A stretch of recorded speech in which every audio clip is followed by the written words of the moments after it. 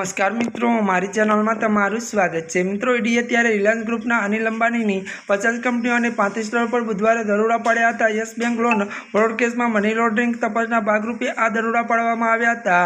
CBI દ્વારા ત્યારે નોંધવામાં આવેલી 2 એફઆઈઆર અને ત્યારે સીબી, નેશનલ હાઉસિંગ બેંક અને બેંક ઓફ બરોડા સહિતની એજન્સીઓ ત્યારે તબીબના ત્યારે આધારે સર્ચ ઓપરેશન હાથ ધરાયું હતું। ત્યારે મિત્રો વધુ વાત કરીએ તો ઈડીએ ત્યારે પ્રાથમિક તપાસમાં જાણવા મળ્યું હતું કે અનિલ અંબાણી ગ્રુપે 2017 અને 2019માં યસ બેંક પાસે ત્યારે મિત્રો 3000 કરોડની ત્યારે લોન લીધી હતી, જેને શ્રીલંકા ત્યારે કંપની અને ત્યારે ગ્રુપની અન્ય કંપનીઓ કાયદેસર રીતે ટ્રાન્સફર કરી હોવાના આરોપ હતા। તપાસમાં જાણવા મળ્યું કે યસ બેંકના અધિકારીઓ અને તેમના પ્રમોટરોને ત્યારે લાંચ આપવામાં આવી હતી।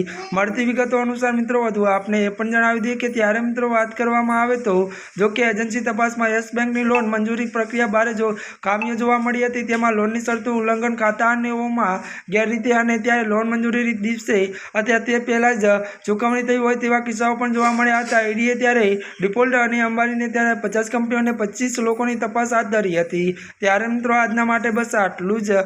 અમારી ચેનલમાં નવા હોય તો અમારી ચેનલને મિત્રો તમે લાઈક, શેર અને સબસ્ક્રાઈબ કરી દેજો।